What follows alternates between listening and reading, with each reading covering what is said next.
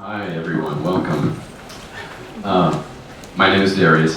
This is Hiroshi. Sugimoto.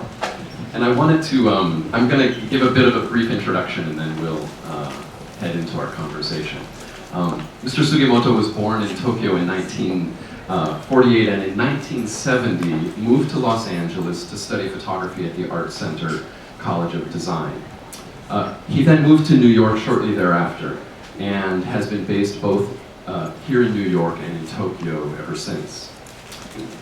He's best known, as we know, for his highly formalistic photographic series of seascapes, movie theaters, and natural history dioramas. In each of these ongoing series, which were begun in the 1970s, Sugimoto's philosophical curiosities are focused on the nature of time. Present time, individual memories, ancient history, and the future all find their way into his work, and indeed often into individual pictures.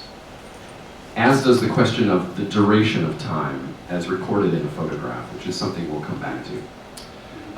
One of the more important measures of an artist's career and their cultural relevance is the caliber and number of public institutions that hold their work.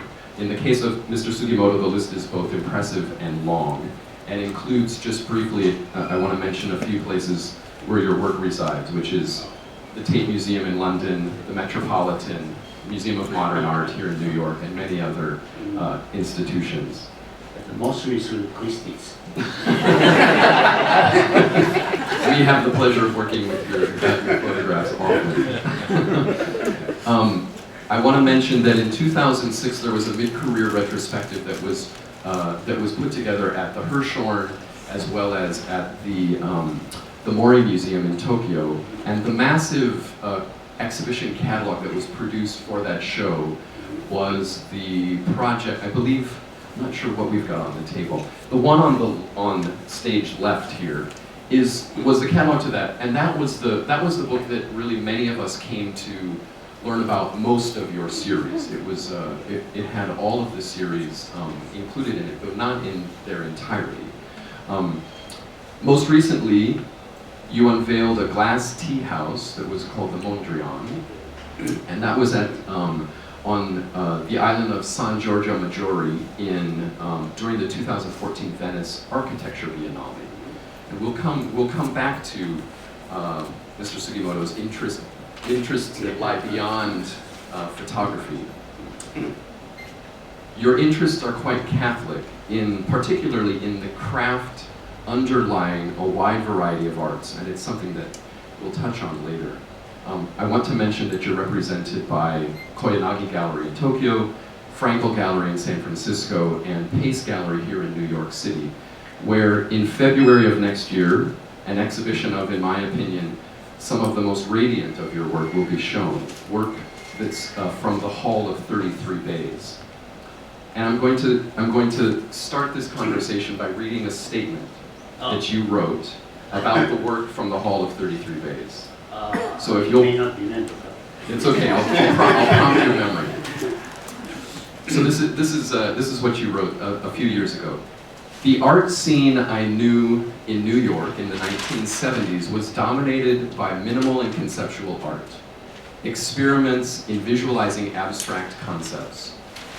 It occurred to me that similar motives inspired the making of art in 12th century Japan, when they reproduced the afterlife, conceptualized as the Buddhist Pure Land Western Paradise, in a model form in this world. Thus, we have an installation of 1001 Senju Kanon, the 1,000-armed merciful bodhisattva, figures which have been passed down for 800 years to this day. They're in Kyoto. After several years of administrative red tape, I was finally granted permission to photograph in the temple of Sanju Sangento, the Hall of 33 Bays. In special preparation for the shoot, you had all late medieval and early modern embellishments removed from the temple, as well as having the contemporary fluorescent lighting turned off, recreating the splendor of the 1,000 bodhisattva statues glistening in the light of the morning sun. rising over the Higashiyama hills, just as the Kyoto aristocracy might have seen these figures in the Heian period of Japan, which was from about 800 to 1200 AD. It seems to me that much of your photography takes the form of homage, whether that's to the natural world or to the work of other artists. Your efforts to photograph the Bodhisattva statues describe a very humble approach, and one that you work to translate as an experience for the viewer. That view, as you stated, is the view that the aristocracy of 1,000 years ago, upon visiting the shrine, would have seen. And there is the same type of act in relation to your seascapes. You've described those as a very ancient view. Can you Yes. sort of talk to us about how that? Yes, I consider my camera as a time machine. So this is the only artistic device that I can use it to make a travel through the time. So the seascapes issue that when I started, the first shot was 1980, but I've been thinking about it for many years. How to photograph the water and air, the most simple material in the world. And so one night I came up with my question: what can I share with ancient people's visions? Looking at the landscape, we changed the surface of the land. We built these skyscrapers. I cannot share with ancient people's view of the nature. But maybe the seascapes can be the least changed nature we can see. So I decided to use my camera as a time machine to travel through the time, to reach the kind of visions of the ancient people's visions and mine as well. You've mentioned, when was the first seascape that you made, and where was that? That was 1980, and that was Jamaica. And Jamaica is so tropical. So later on, I found that it's very difficult to get clear air and no cloud formation. But that was a beginner's luck. I just see the vision that I dreamed of. So, and I went back to the same Jamaica several times, but never get that clear. And usually it's a tropical cloud formation over the horizon. So is one of the parameters? I've seen clouds in your photographs, but is one of the, Yes. but is the, tell us a little bit about what the parameters are It has for. to be not the stormy weather, no white cloud. And the first condition, you don't see any human Right. or human source, Right. or the boat or yacht or. So do you Photoshop all of the boats out? That was 1980. Sometimes I spot out negative of the tiny birds in the flying. Right. Right. So yeah. Or dust. Or Right. Dust or birds. Right. Those get spotted out. It's true. I haven't seen any animals. So you talk about I've heard you talk about the seascapes as one of your own earliest yes, memories. Right. Probably 3, 4, 5 years old. We used to go south for the sea resort. And then one day, through the train window, I saw this clear skies, it's extremely sharp horizon. And that's the memory that I can reach by myself. And still remain very strong. So more and more I keep thinking back and forth, and that's the standard, the image that I want to reach. And more I think about it, I start feeling that I can share the memories of human beings as well with my own personal memory. So in my blood, I have memories of human beings all through the history of human beings. Maybe the first consciousness born in my mind and also the minds of human beings itself. So that's something I wants to share. Yeah, this idea of Mhm. of standing Mhm. in a single location. So Right. I'm sure all of you can conjure up, and obviously there are seascape images on the cover of the books if this is the first time you are happening to see one of his photographs. Formally, just to describe them, formally they are always the same. The horizon line is perfectly In my 8x10 camera, in the ground up says clearly there's a mark right. where What's I the need middle that. line? Yeah. Yes.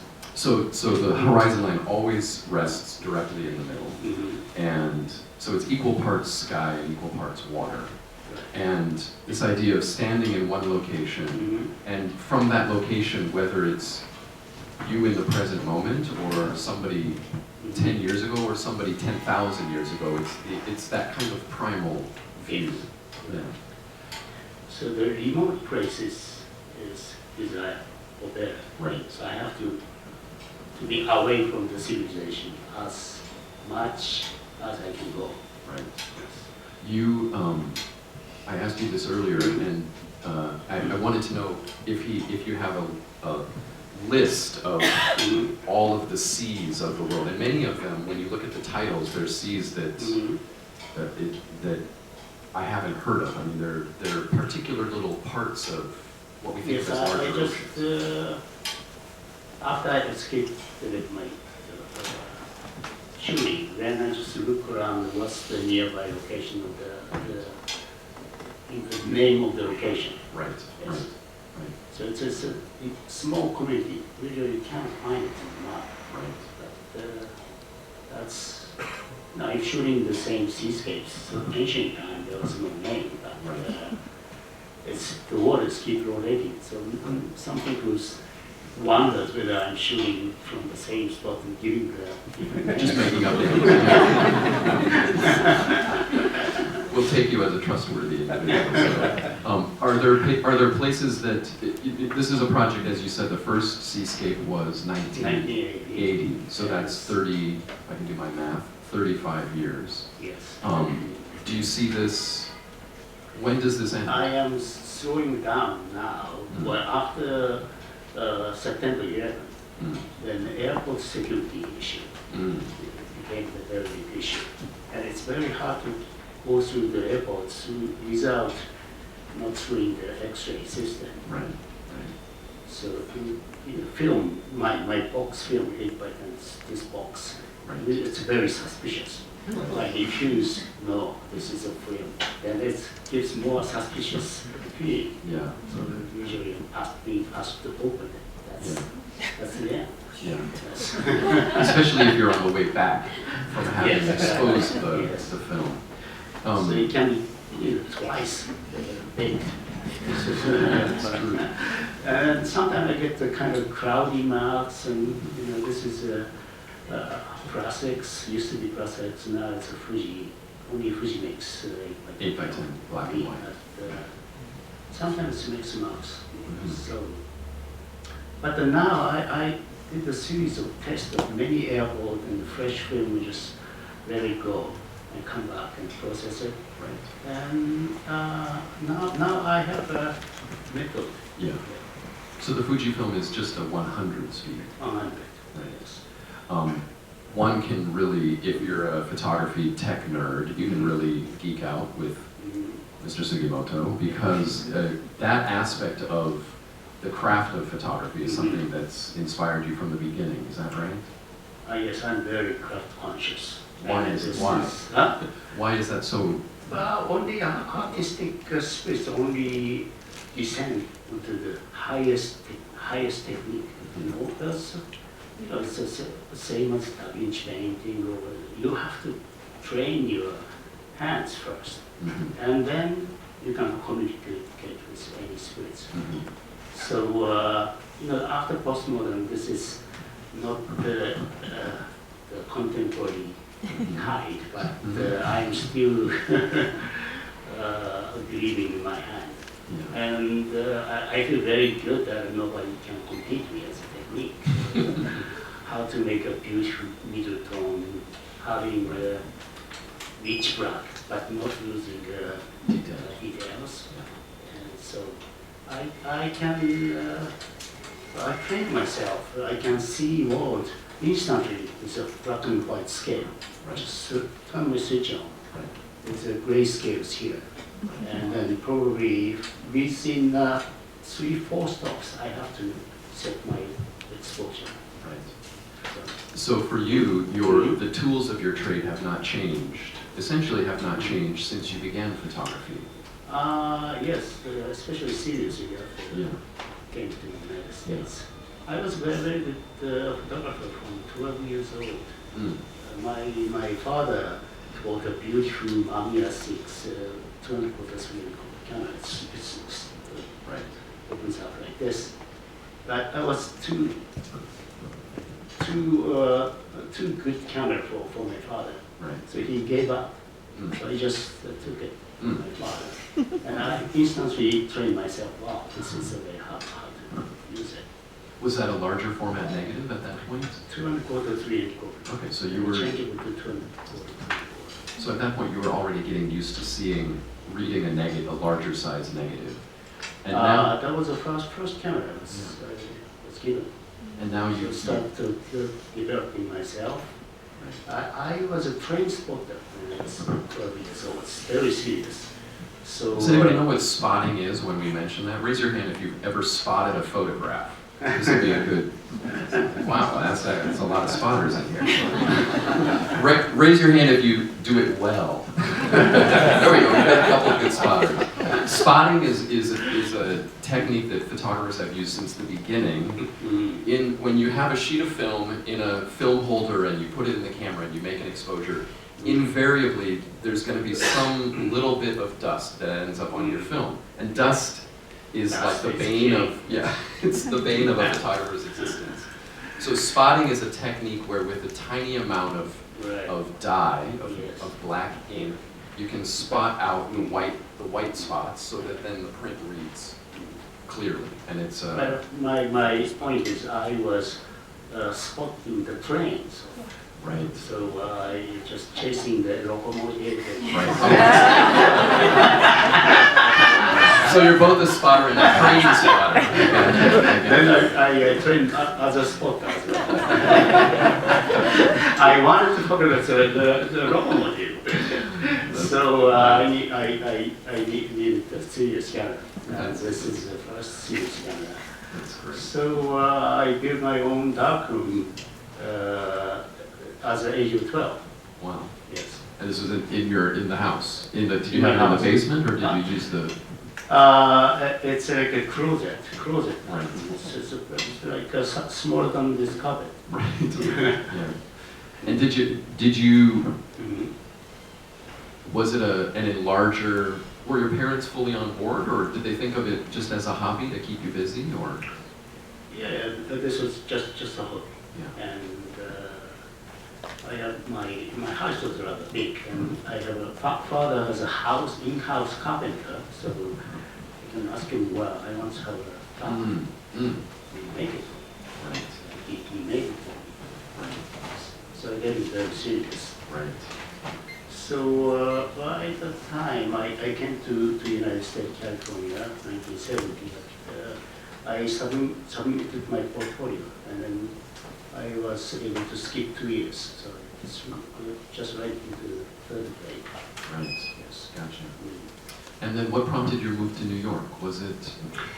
Well, I was flower children in 1970. So I was very interested. I was traveling around the world and just came to California, and something interesting moved me. What's going on? I decided to stay to see what these young people is going to do. So I needed a visa, and so easiest way to get a visa is to get into art school. Right. And photography is the easiest. Very practical. So I finished my art center college of design education for 2 years, and then I finished my study of this flower children movement within 2 years. So I decided to move to New York. Right. was the draw of the art community at that point? Did you see yourself as a, I mean, you must have identified as No, a I visual artist. never think that I can be able to be an artist with photography. Photography being considered as a second-class citizen of the art community. Right. And is it still so? Those days are over. Flash shows at Christie's. Right, yeah, exactly.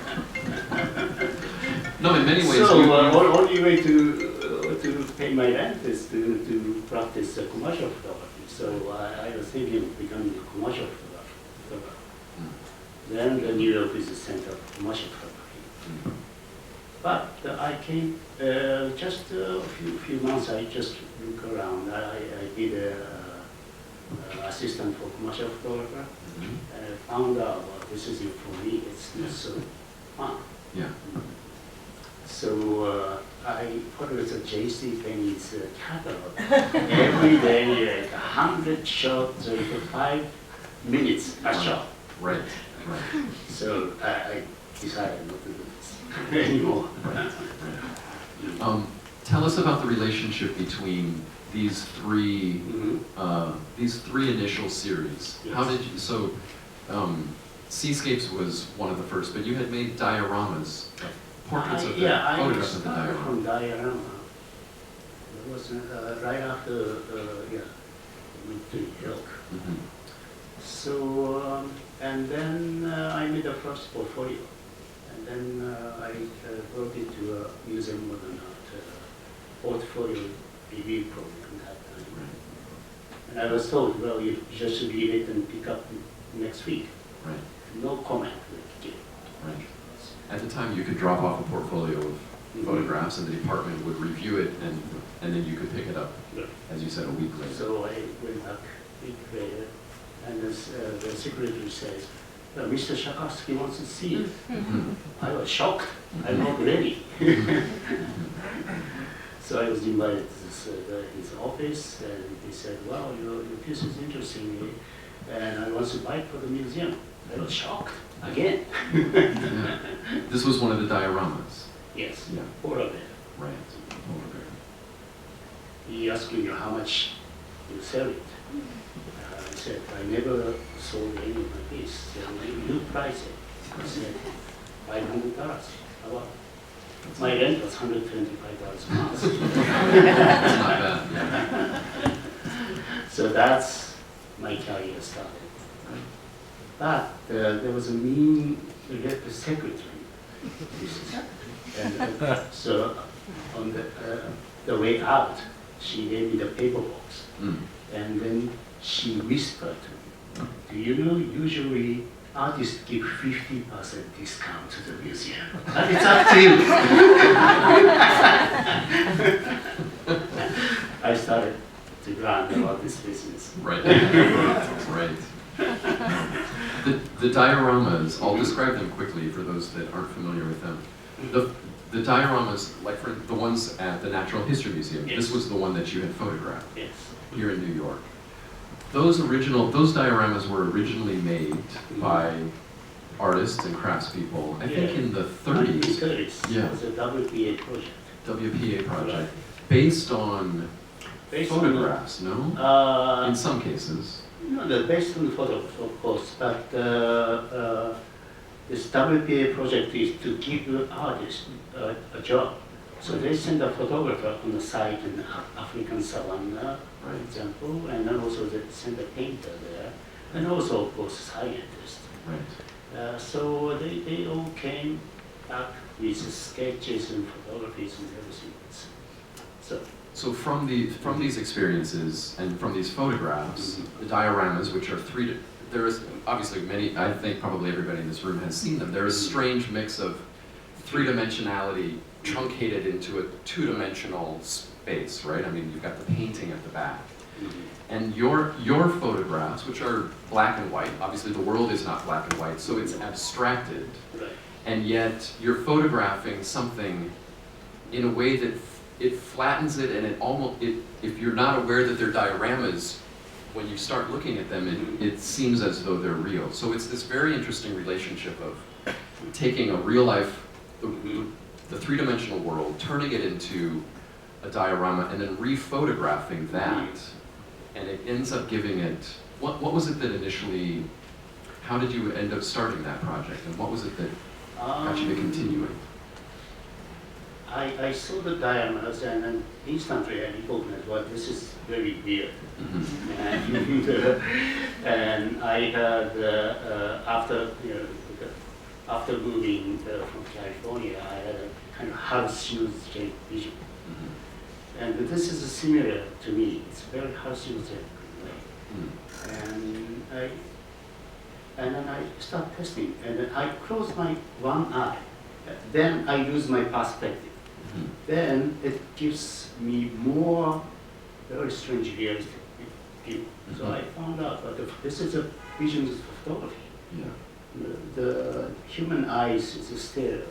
Right. It's a stereotype view. So the single lens vision gives. It almost makes more sense. I use my the perspective. Then it gives you more reality. So diorama itself is a kind of history of photography that Charles Daguerre, the inventor of photography, was a diorama maker to begin with. That guided the hint of invention of photography. Right. So this is through the history of photography. Did that diorama is very important. Yeah. Did that point come across? Daguerre himself was a maker of dioramas. Daguerre was was a French inventor, one of the inventors of photography. Yeah, that background is part of the history of the medium. The third project, which has been an ongoing project from, I'm not sure when the first theater was. It was. First theater was 76, I think. 76. Same time as the diorama. And those photographs are taken. You've done drive-ins, but they're primarily the interiors of theaters, during which you leave the lens of the camera open and expose the film for the entire length of a movie. Yes. And what ends up happening is you have all of those images and all of the reflected light off of the screen. Yes. It just becomes a white rectangle. The screen fills with white, and all of that light, since there are no lights on in the theater, builds up. The reflection from the screen fill up the dark inside the theater. How did you come to initially doing it just the first? came to my mind one night. So I'm not the type of photographer to carry the camera and just go around search. Always vision comes first in my noodle. And then next step is how to make it happen in the reality. So I had a clear vision of this. What if I just expose the entire film for 2 hours, 3 hours? Then I saw this vision was brilliant light coming out from this rectangular hole to fill up this nice middle tone, dark inside interior of the film. So next step is let's test it. So there used to be a St. Mark's theater on the Second Avenue. It's a $1 theater. It's a cheap theater. So I just sneak in with my huge camera and set up, not in the center, from the side, and then test it. So the exposure was 2 hours film, and wide open lens was 165mm Schneider f11.5, I think. And I just processed it normal, and it just turned out to be exactly same as my imagination. Right. So I was amazed. Right. Yes. That's how it started. So that relation, again, that's this relate. You've in many ways. I think of these three projects as not only having conceptual roots. I mean, it's something that an idea that you're coming up with, trying to fulfill photographically, but they get at time in different ways. I mean, the theaters sort of expose a it's a 2-hour recording. 2 hours time range. Right. And dioramas is a kind of covers history of photography, Right. since 19th century, 1839 was image. Yeah. And the seascapes is more longer terms of human consciousness. Right. That's the issue. Right. Right. So there's a publishing program that Damiani has. You Yes. started with Damiani, and a book of the dioramas was published just last year or 2 years ago. Last year, 2 years ago. Yeah. And then, of course, we're here tonight celebrating the Seascapes Seascapes, book. yes. And there's 220 Yes. seascape photographs in this book. And that ranges from it's the entire range. There's a very Yes, early from 1980 up to present. up to the present day. Yes. And one of the I think the most recent, you said, Mhm. image is the one on the cover. One on the cover, yes. It's 2 years ago, actually. And it's the North Pacific, is that correct? North Pacific from Japan side. Right. It's only 2 hours from Tokyo. Uh-huh. This is actually the spot which I saw the seascapes as a child. Mm. So this is very important Right. location. But somehow Japan is a very, very steep it's a mountain. 70% land is undevelopable in Japan still. Only 30% because it's a steep mountain. So this is by the mountainside and still keeping a beautiful nature. So I always go there the New Year's, first 3 days of New Year's, because the first 3 days of New Year's there's no fishing boat Right. and no commercial activities. Right. So that's the only 3 days a year available for me. When the view is clear. Yes. Yeah, that's great. Are there where haven't you photographed? I mean, with 220 seas, or seascapes, you would think. Seascapes. Yeah, well, not every shot is the same location. Sometimes I do a night shot, Right. morning shot. So Are there any major parts of the natural world that you haven't been to?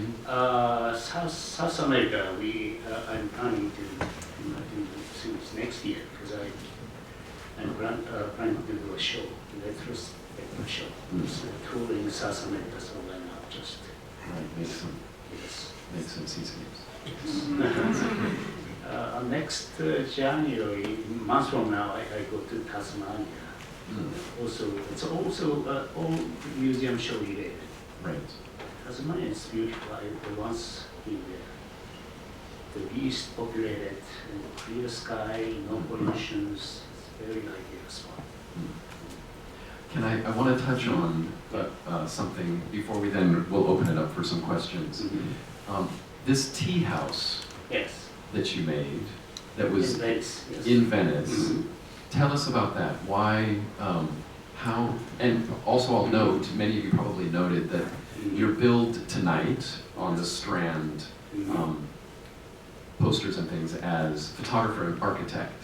So I'm taking it that there's interest in I established my architecture firm in Tokyo 4 or 5 years ago. Because I never have a plan to be an architect, but same as photography.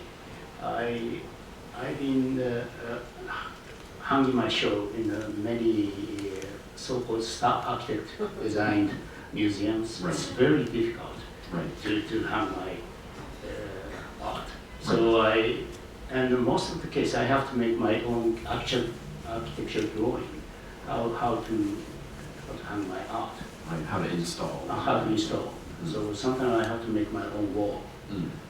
Especially Darius designed Ontario Museum. That was the opening show of the building. Right. And the day of the opening, the building wasn't finished yet. Right. It's only half built. My gallery was delivered. And there's no straight wall, it's all tipped. Right. So I have to make my own very interesting walls. Right. It costs $300,000 to make the wall because it's an opening event. Right. The budget. So I just naturally self-trained how to make a space design for my own show. Right. And then people start asking me to design the space, especially the first one was in Aoshima to design the Shido shrine, and then some private houses, restaurants. So people start asking me to design space. Right. And then finally I have to design a photography museum 4-5 years ago in Japan.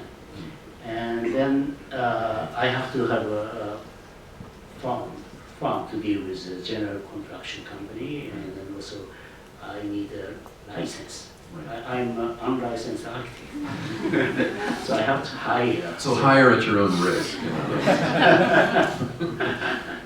But this interest in the traditional craft, like for instance with the tea house, it's a glass construction, but there is a lot of traditional woodworking involved.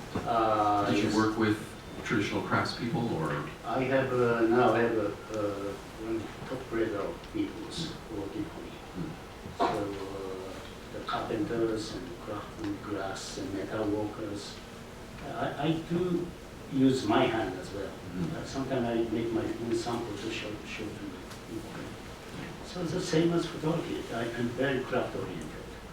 And the Japanese standard of craftsmanship is still amazing. And so the Venice is still standing there till next year. Right, right. Yes. And it's free. So if you go to Venice, look it up. Thank you so much. Yes. Why don't we take some questions, sir? Yes. A two-part question. Yes. In your theater photographs, Yes. there are no people. Therefore, did you hire the movie theater without any? No. When I started, I didn't have much power to kick people out. But those are the local theater. Once it's a movie bus. It's sometimes 1,500, 2,000 seating capacity. But during the daytime, probably out of 2,000 seating, you see 10 people. So the balcony is usually closed. So I set my camera in the balcony, and I don't see the people. But sometimes I see people, then I gently ask people to move.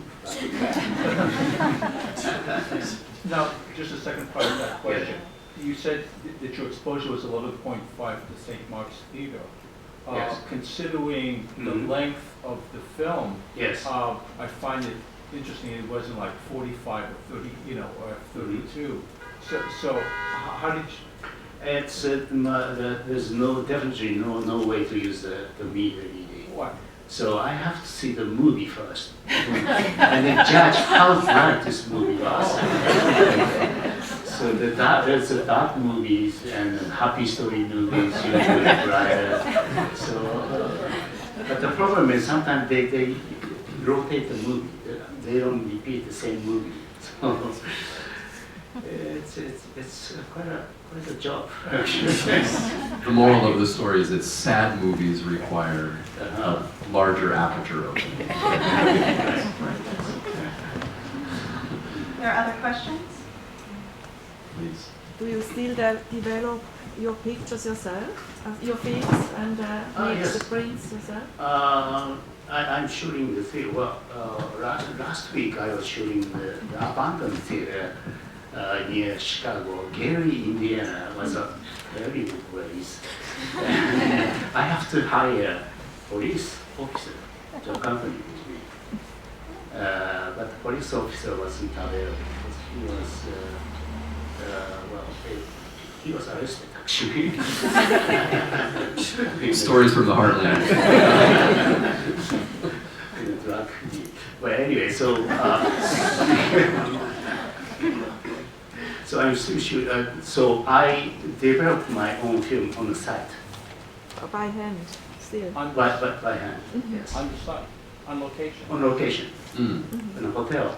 Rather than bringing it back through airport It's a high, security. well, I have to confirm because there's no meter reading, so only way to prove that it's a good shot is just process it and see it. Right. So just keep doing till I get the perfect negative. I just stay there. Mm. 3 times, 4 times. Then sometimes I can adjust well, playing a different kind of movie sometimes, it's a different exposure, so Right. that's the only way. In the abandoned theaters, you're projecting. My own projector, Right. sometimes I have to bring my own generator to get power. Right. Are you choosing romantic comedies to show? Or I'm showing only the disaster movie. Let's fit to the to the abandoned theater, right? So next week I'm shooting one in the theater, bringing the movie called Deep Impact. You heard it here first. I want to mention. Go ahead. We have one more question. Oh, we have two here. Sir, you first. So, Yes. what you did with the electrical shocks on the acrylic negatives in darkroom? The lightning field. Yes. Have you gone beyond that? Playing around with it? Or were you done?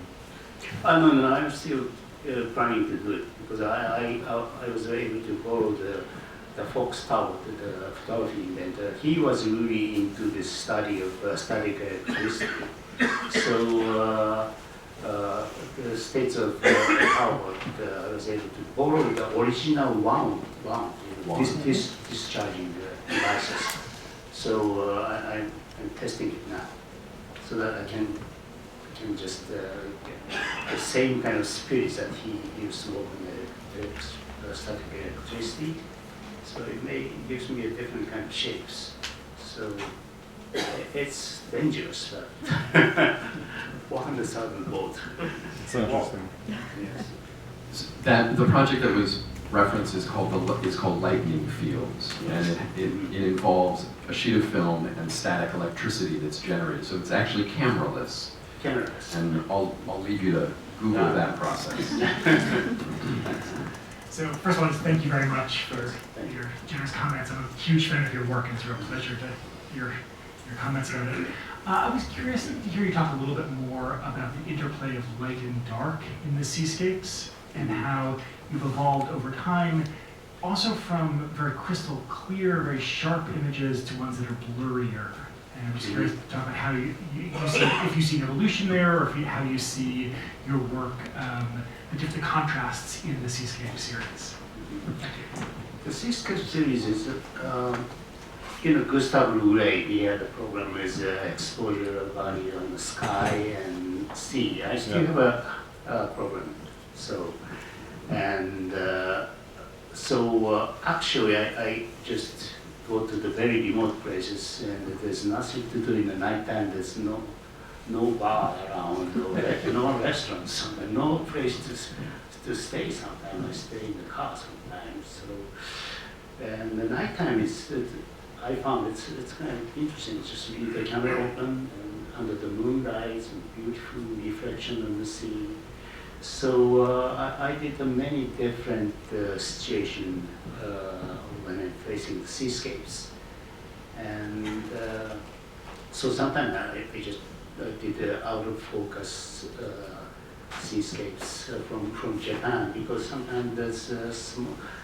As I go up to the north, the problem of birds, hundreds of thousands of birds are flying, and can't get them out. It's hard to spot. There's too many to spot. Yeah, so it's a many different location, atmosphere, and sometime early in the morning before the sun comes out. That's sometimes a beautiful moment. I quite sometimes encounter. I will say that the book, the Seascapes, for something that is so rigidly formalistic and consistent, horizon line in the middle, they're extremely diverse. I mean, extreme is obviously maybe an extreme word, but they are quite diverse. And if you ever have a chance to see exhibitions where there are more than where there are many up at once, it's quite amazing in that sense. It's nice to see numbers of them together in one spot. one gallery. I want to mention the design of your books is always really fantastic. Who is your book designer? Well, New York-based Matsumoto Takaki. He's here somewhere. I think that you've been working with him for some at least 20 it's years. a Or so. nightmare to print my photographs, especially seascapes. It seems easy, but this continuous tonality and gradations, you often get kind of marks from the printing machine. To keep it clean, it has to stay with the machine. And So he goes on press. I think so. Yes. It used to, but We'll assume he does. I want one last question. First, you made small prints of Yes. your seascapes, and what was the reason to make them big after, later? I moved to my big studio in year 2000. So I wanted to test to make it big, because 8 by 10 negative is so big, and to make it big, It's 8 by 10, the negative. negative is 8 by 10. Yes. Mm. Then I made a test sample of huge this size prints, and then the detail of the waves and everything is shown, which I couldn't see by myself in the 20 by 24 prints. So, and then the trend of the art scene, that the art should be considered, photography considered as art, but it has to be big. That's, I didn't think about it, but They hold. I mean, that size negative really holds. to make a small print and to make a big print, there's not so much difference for my effort size. Right. Why Christie charge more? We didn't start it. I want to thank you so much for your Thank you very time. much.